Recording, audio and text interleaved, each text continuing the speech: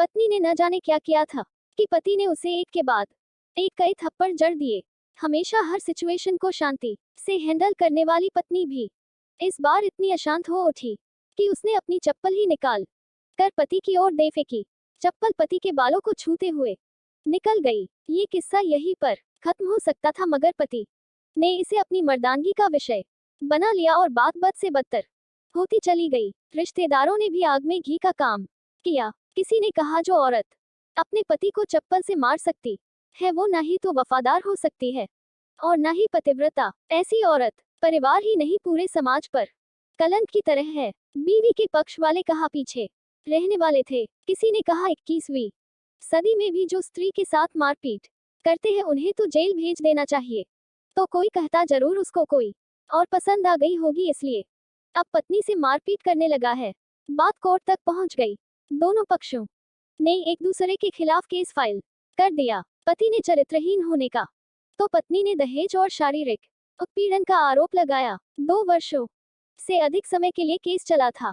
इन 2 वर्षों के दौरान दोनों पति पत्नी अलग अलग रहे थे। इन 2 वर्षों के दौरान दोनों पक्षों के समर्थकों की संख्या कम हो गई थी।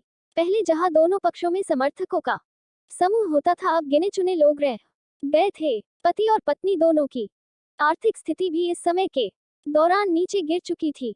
जिन्हें वो अपना शुभचिंतक समझ रहे थे, पैसों की बात आते ही उन्होंने भी अपना पलड़ा झाड़ लिया था। अगर कोई देने को राजी भी हुआ तो मोटे ब्याज की शर्त पर। आखिरकार वही हुआ जो सब चाहते थे, डाइवोर्स।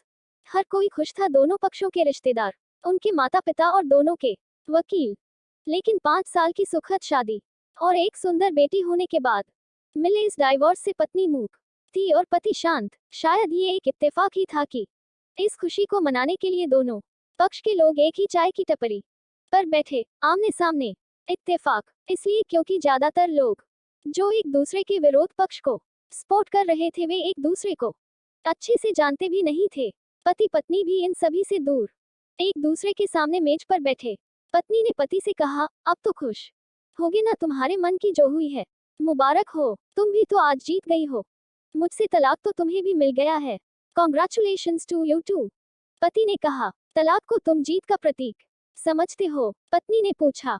पति चुप रहा। थोड़ी देर की शांति के बाद पति ने कहा, मुझे तुम्हें 5 लाख रुपए अभी और हर महीने 8,000 देने का आदेश है। अभी मेरे पास पैसे नहीं है, इसलिए हमारा मतलब मेरा जो सिटी में फ्लैट है उसे तुम्हारे नाम कर देता हूँ। पत्नी बोली, लेकिन उस फ्लैट की कीमत तो 18 लाख की है। हाँ, लेकिन हमारी बेटी तुम्हारे साथ है और आगे जाके उसके खर्चे भी बढ़ेंगे, तुम्हें थोड़ी आसानी होगी। पति ने कहा, नहीं नहीं, मुझे सिर्फ 5 लाख ही देना और तुम हर महीने 8,000 तो देने ही वाले हो, मैं मैनेज कर लूंगी। अगर 5 लाख नहीं है तब भी कोई बात नहीं। पत्नी बोली। दोनों फिर से शांत हो गए। पति सोचने लगा, कितनी भोली और समझदार है ये औरत, जो कुछ समय पहले तक मेरी पत्नी थी और अब अनजान। ये वही है जो कम से कम खर्चे में घर चलाती और पैसे बचाकर मेरे जन्मदिन और बर्थडे पर हमेशा मेरे लिए नए कपड़े खरीद लाती।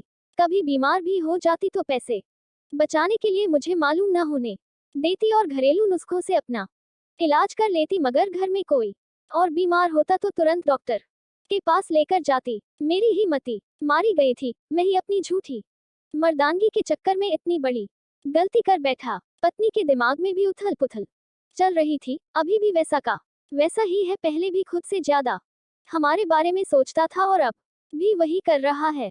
ये वही आदमी है जो मुझे एक्सीडेंट से बचाने के लिए खुद मोटरसाइकिल के आगे कूद पड़ा था और अपनी उंगली तुड़वा बैठा था। पता नहीं कौन सी मनहूस घड़ी में झगड़ा कर बैठी। पति ने मौन तोड़ते हुए पूछा, अब तुम्हारे कमर का दर्द कैसा है? ज्यादा तकलीफ तो नहीं होती? पत्नी हल्का सा मुस्कुराई और बोली, अभी भी होता है, अब तो पेट में भी क्रैम्प्स उठते हैं। वो तो होगा ही, तुम योगा या कसरत भी तो नहीं करती हो। अब किसी गायनेकोलॉजिस्ट को जरूर दिखा देना। पति ने कहा, तुम बताओ, तुम्हारा अस्थमा कैसा है? अब क्या अब भी दौरे पड़ते हैं? पत्नी ने पूछा। हाँ पड़ते हैं, पहले से ज्यादा, क्योंकि अक्सर इन्हेलर भूल जाया करता हूँ याद दिलाने के लिए, तुम जो नहीं हो।